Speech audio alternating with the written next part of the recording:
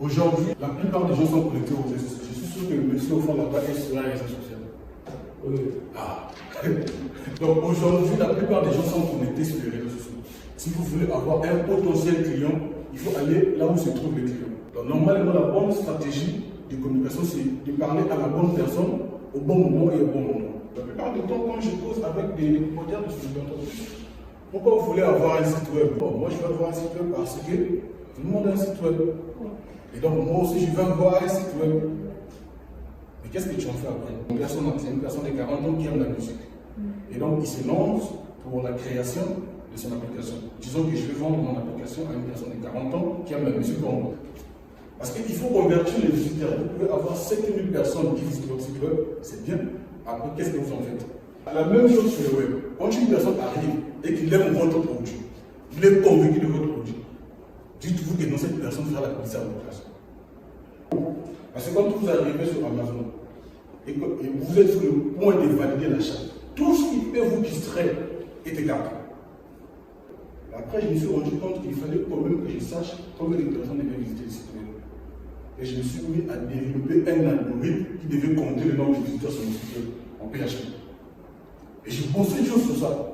Après, normalement, quand vous avez un site web ou une application mobile, vous devrez être capable d'avoir les statistiques de votre site web, les données démographiques qui visitent, quels sont les pays qui visitent le plus mon site web, qui fait quoi, qui fait qui.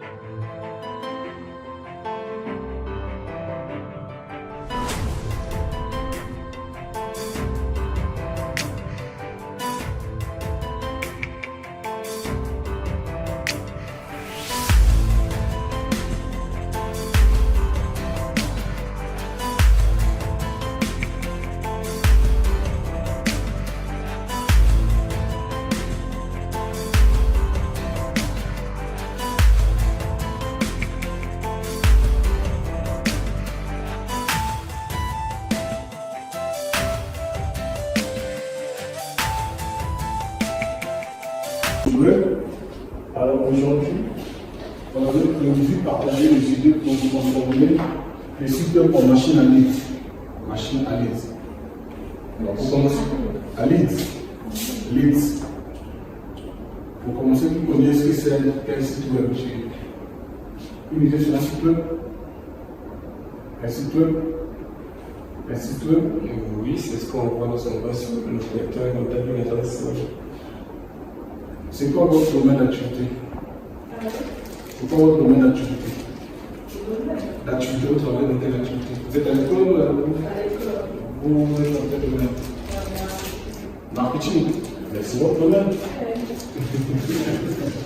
Hein? C'est votre domaine. On va parler des sites web, la transformation des sites web en machine à leads.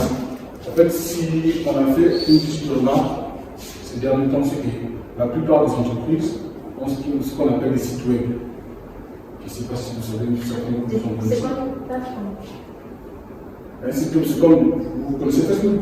Oui. Quand vous utilisez Facebook avec un navigateur, pas avec l'application mobile.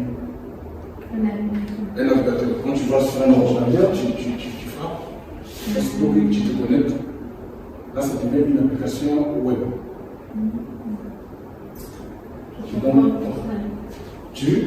que c'est web et l'application web. Oui. En fait, oui. Il y a une différence entre site web et application mobile ou application web. Il y a une différence, mais on va se concentrer sur les listes. On a juste la connexion.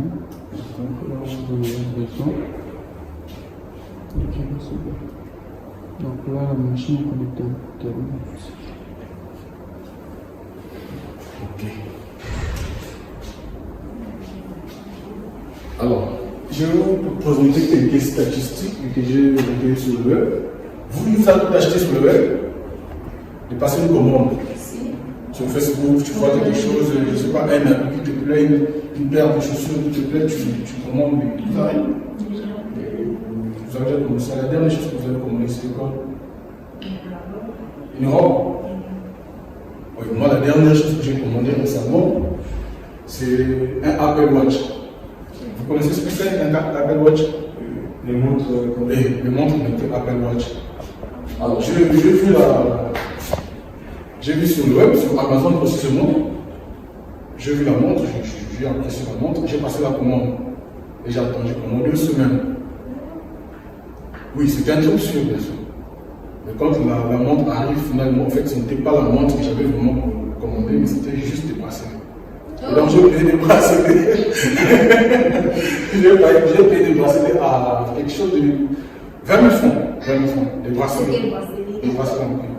Donc, moi, je m'attendais à recevoir une montre, j'ai commandé des bracelets. Alors, donc, d'après les statistiques, 68% de recherche des acheteurs passent par le web, canal digital. Et 62% des acheteurs indiquent que le web est l'une des 3 premières sources d'informations consultées dans le processus d'achat. Donc, la plupart des gens actuellement, ça aussi chez nous c'est un peu réduit, mais la plupart des gens actuellement aujourd'hui, surtout en Europe, avant d'acheter quelque chose, passent par le web.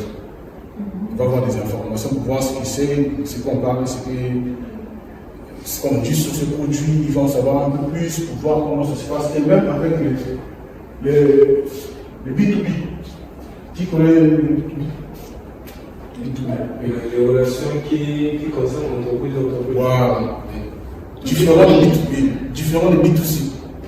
B2C, c'est une entreprise qui vend. B2C, c'est une entreprise qui vend directement à des consommateurs. B2B, c'est entreprise contre entreprise. Et donc, ces statistiques prouvent que non, la plupart des commandes ou la plupart des achats passent actuellement sur le web. Et ici, je vais les aller un peu vite. Alors, aujourd'hui, la remarque, c'est que. La remarque qui est faite aujourd'hui, c'est qu'on a des sites web, mais en fait, le propriétaire du site web ne sait même pas qui a visité son site web. Et qui a visité le site web. Il n'a pas de client, il n'a pas de leads. Il n'a pas d'informations sur qui a fait quoi, qui a fait ceci. Et donc, ils ont des sites web. La plupart du temps, quand je pose avec des propriétaires de sites web, pourquoi vous voulez avoir un site web? Je dis que non, bon, moi je veux avoir un site web parce que tout le monde a un site web. Et donc, moi aussi, je veux avoir un site web. Mais qu'est-ce que tu en fais après? Il fait venir un freelance où il va voir une agence, ils vont travailler, je ne sais pas, 6 ou 3 mois pour concevoir un site web. À la fin de la conception, ils vont héberger le site web. Après, plus rien ne se passe. Donc, pas de mise à jour, pas de contenu. Le propriétaire du site web ne sait même pas qui a visité, qui a fait. Donc, normalement, pour commencer, avant de se lancer dans le domaine de la création du site web, il faut définir les cibles, les personnes que vous ciblez. Il faut définir les personnes que vous ciblez et il faut que ce ciblage soit un ciblage précis. Après, personnaliser des personnages. Qui connaissent ce que c'est qu'un personnage? Un personnage. C'est une fiche qui permet de décrire son client. Genre, on va pas dire un CV, mais en gros, le principe, c'est un peu ça. Avoir une feuille là où tu décris les caractéristiques d'une personne. En fait, ici, on avait ici des jeunes qui ont développé des applications. Ils ont fait un travail de personnage.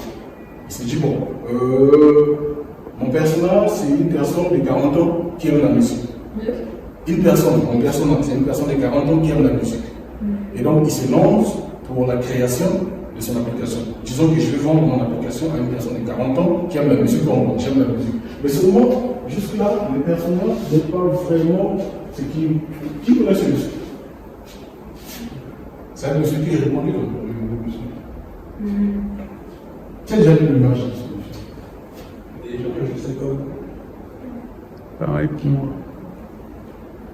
Il est dans plusieurs publicités sur le web, tout ça, il est dans le monde. Bon, moi je l'ai appelé, il y a plus un.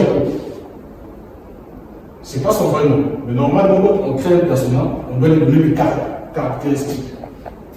Notamment le nom. Il faut avoir le nom de cette personne. Il faut avoir son âge.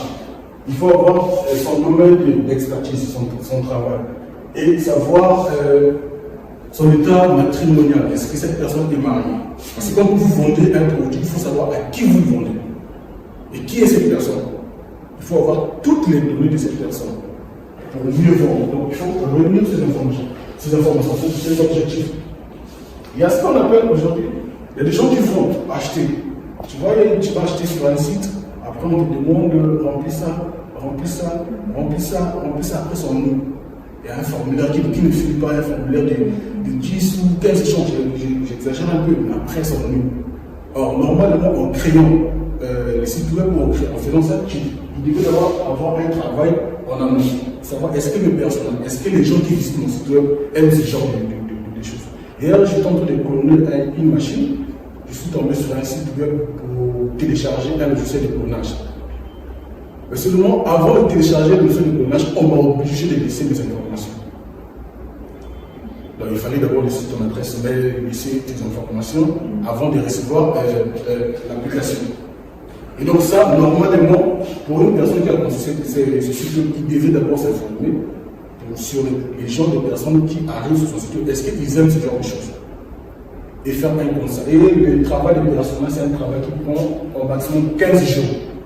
Ce n'est pas en une journée que vous allez vous asseoir dans un bureau, vous faites un travail de personnel. Madame qui fait le marketing. Donc, vous interrogez les clients de vos clients. Vous interrogez ceux qui achètent les produits chez vous. Qu'est-ce qu'ils aiment chez vous? Comment est-ce qu'ils vous produisent? Est-ce que vous posez toutes les questions possibles et vous faites une liste de personnes. Normalement, on ne va pas jusqu'à plus de 3 personnes. On fait 3 ou 2 personnes pour avoir l'exemple idéal. Donc voilà, monsieur.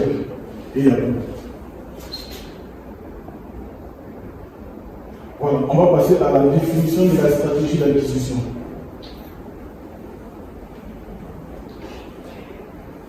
Maintenant, sur le web, aujourd'hui, sur les sites web, surtout les sites web traditionnels de chez nous, on a un formulaire. On a un seul formulaire, c'est contacter nous. Et les gens se plaignent que je ne reçois pas d'informations dans mon site web, je ne reçois pas des adresses mail, je ne reçois pas ceci. Mais quelle est ta stratégie d'obtention du contenu? Qu'est-ce que tu offres exactement?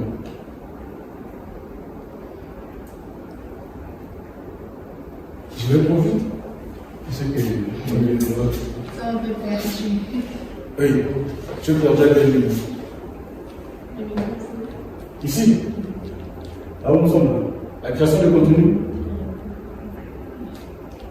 En fait, la création de contenu, normalement, répond aux problèmes des personnes.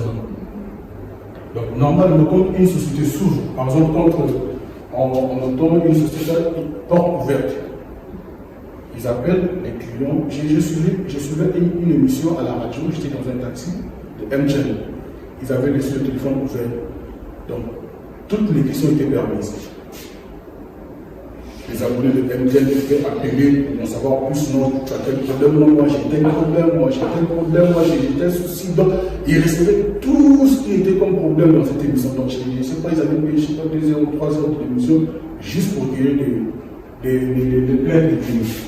Et donc, normalement, il faut qu'il y ait dans les sites des stratégies de communication afin d'attirer les leads dans les sites web.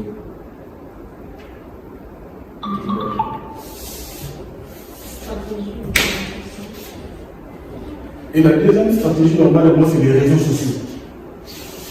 Aujourd'hui, la plupart des gens sont connectés aux réseaux sociaux. Je suis sûr que le monsieur au fond là-bas est sur un réseau social. Ah. Donc aujourd'hui, la plupart des gens sont connectés sur les réseaux sociaux. Si vous voulez avoir un potentiel client, il faut aller là où se trouvent les clients. Donc normalement, la bonne stratégie de communication, c'est de parler à la bonne personne au bon moment et au bon moment. Je suis sûr que vous, je peux vous retrouver dans TikTok. Bien sûr, non? Donc si je vais vous vendre quelque chose, je n'irai pas sur un site web hébergé, je ne sais pas, en France, mais je vais sur TikTok. Si je vais sur TikTok, je peux vous proposer quelque chose. On peut discuter sur un produit et ça va certainement vous intéresser parce que c'est là que vous êtes sur Facebook. Facebook et vous TikTok. Non. D'accord, on passe. Alors, sur le web, il y a ce qu'on appelle les call to action. Qui fait un peu l'anglais. Call to action. D'après ce que j'ai dit, je comprends, c'est l'appel à l'action. Passer à l'action. Les appels à l'action. En fait, c'est des procédures qui poussent les leads, la personne qui visite votre site web à passer à l'action. Comment automatiser votre génération de leads avec Airtune Data Sensible? C'est évident. Et si jamais vous avez un problème, vous avez un besoin de support, vous allez cliquer sur télécharger les livres. Donc, normalement, un site web qui veut avoir des conversions. Parce qu'il faut convertir les visiteurs. Vous pouvez avoir 5000 personnes qui visitent votre site web, c'est bien. Après, qu'est-ce que vous en faites? Vous êtes dans une église? Vous êtes qui dans une église? Qui prie? Qui est chrétien? Oui. En fait, j'ai suivi l'histoire d'un évangéliste qui est allé prêcher quelque part. Il a eu, je crois, 15 000 personnes qui ont assisté à son événement.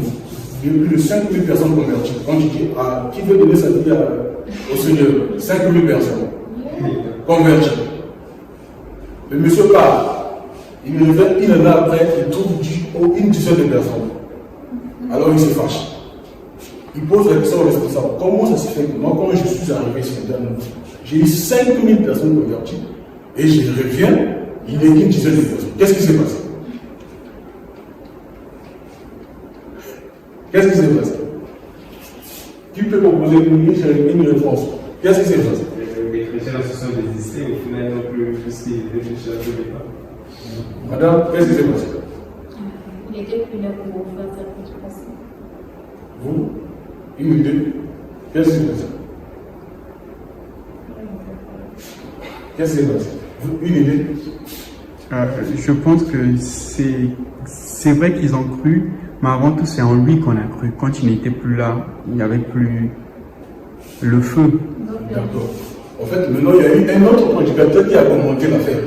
Il dit, mon ami, en fait, ces gens-là, il y a eu une certaine excitation en eux.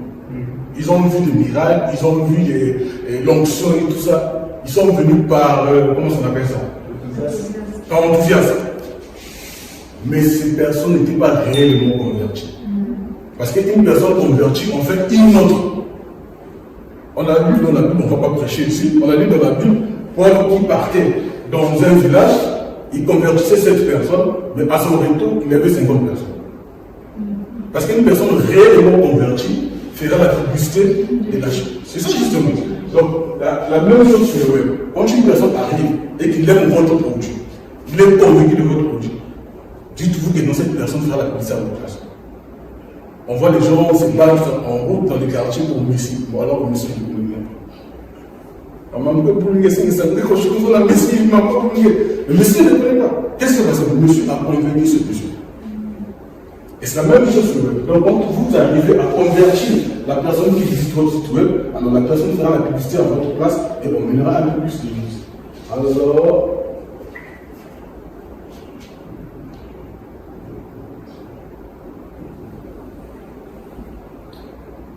donc ça c'est une page, non?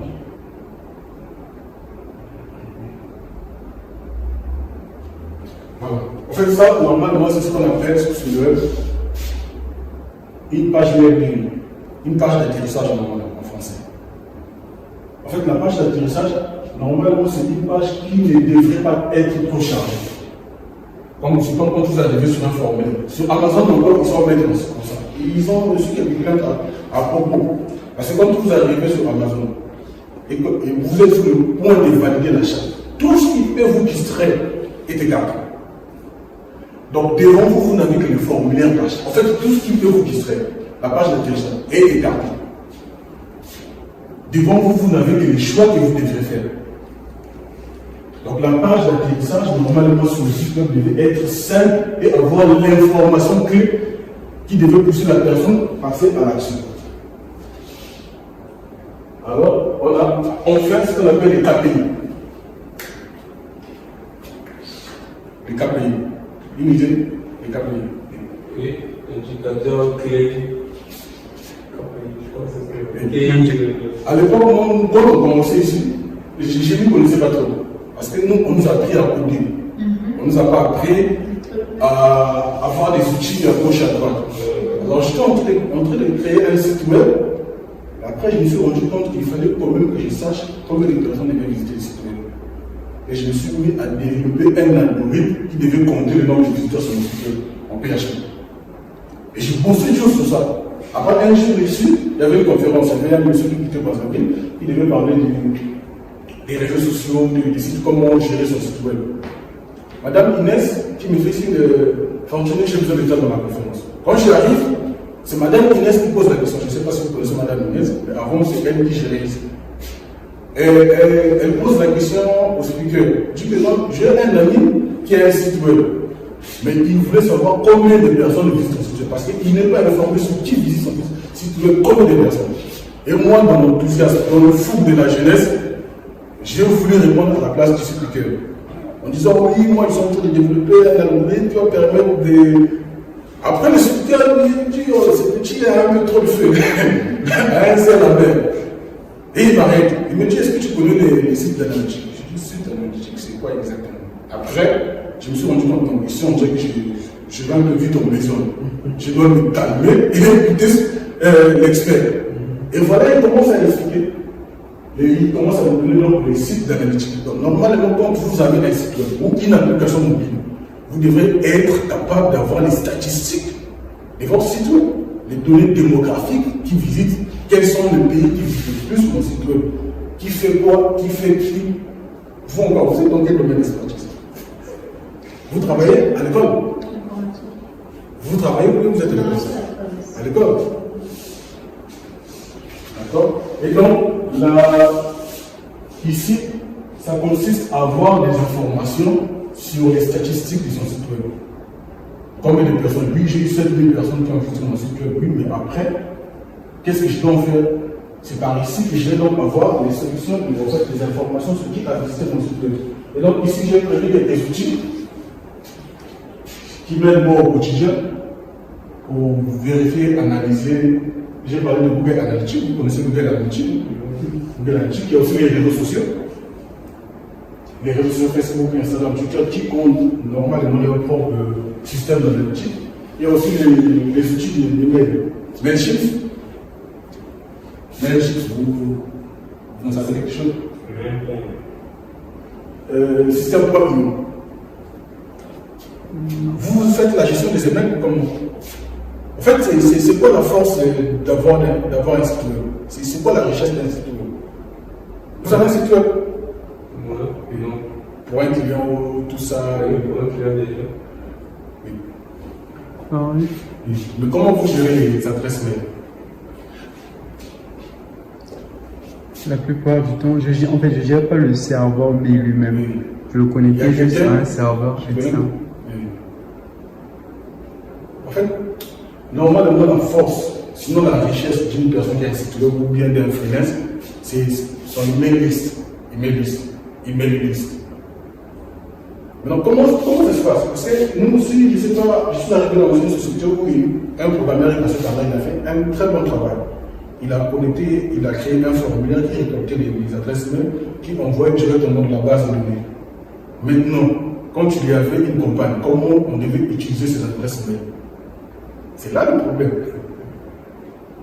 Pour envoyer des annonces. Oui, lors d'une campagne avec des adresses mail. Comment ça devait se passer?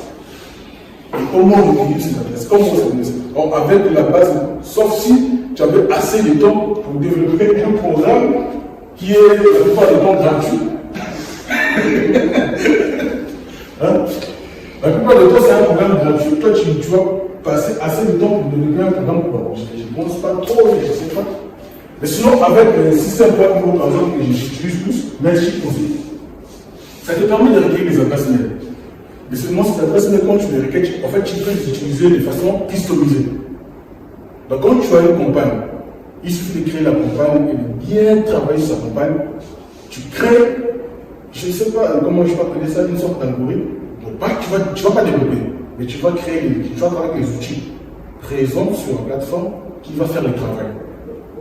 Donc quand vous arrivez par exemple sur, je n'ai pas Internet, sinon je vais vous montrer l'exemple d'une formule que j'ai fait.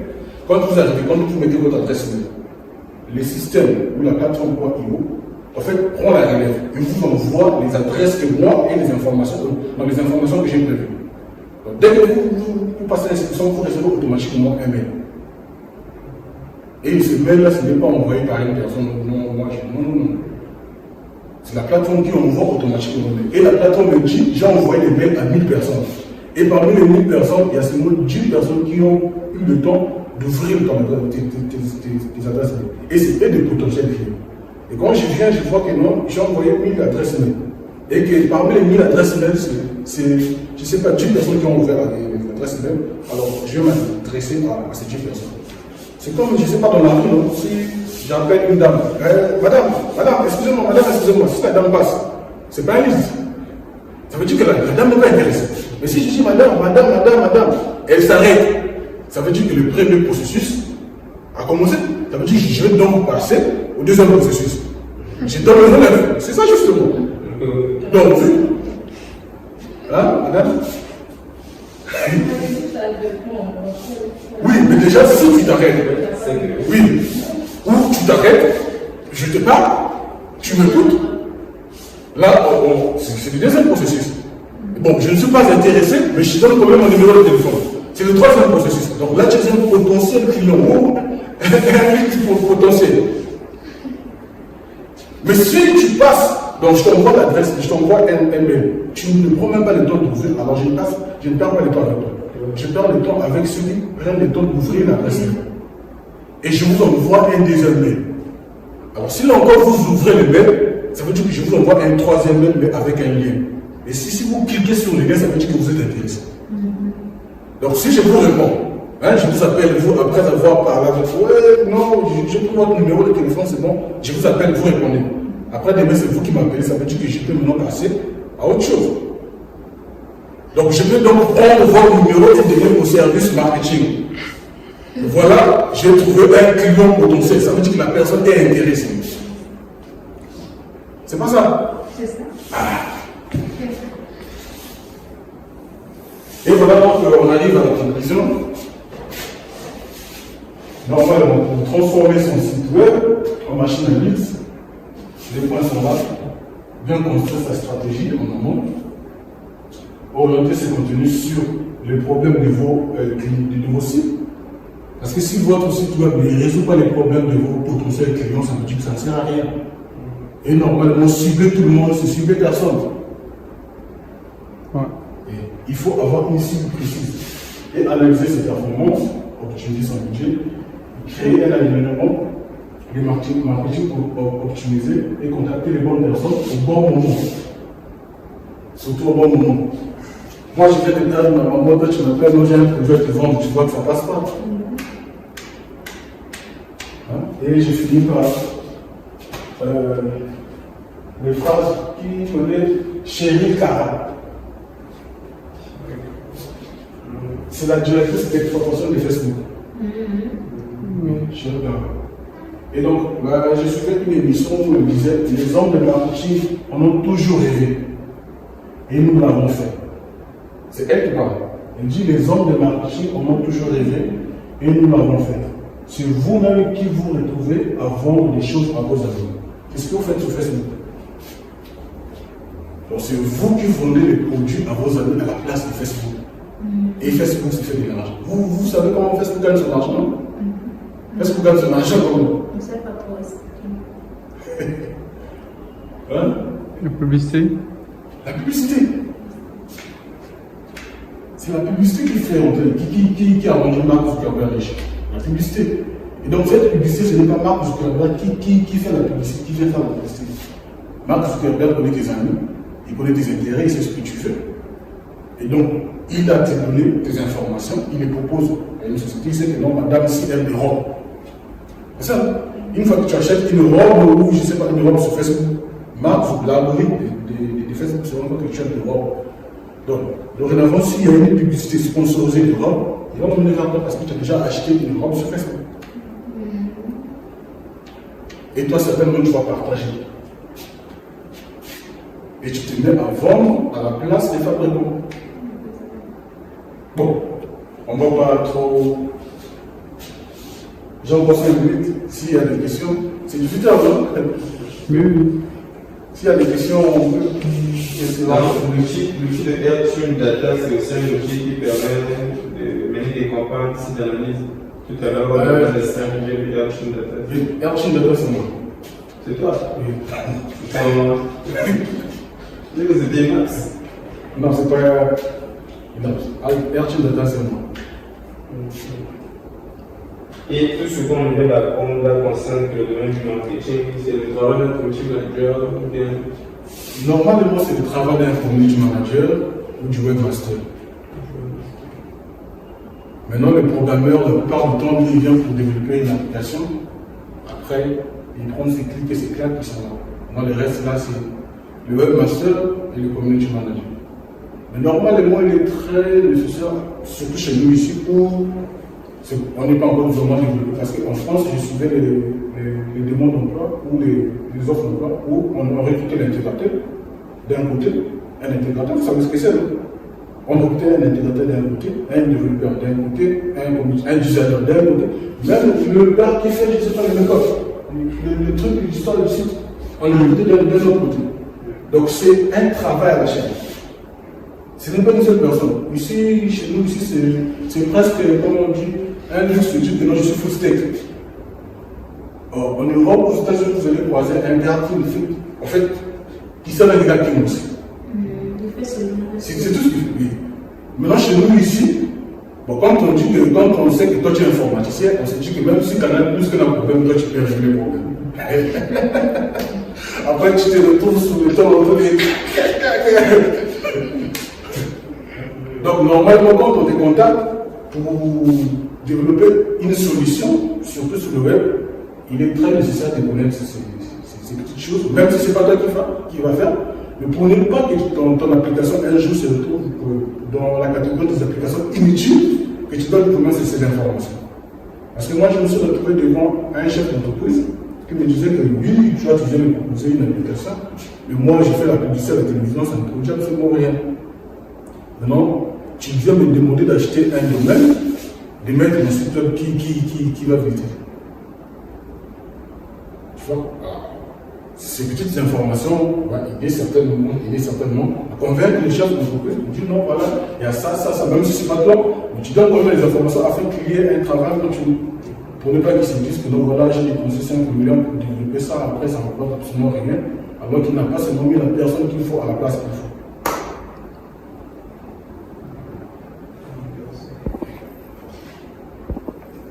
Des questions? C'est bon? Là, on a fini alors.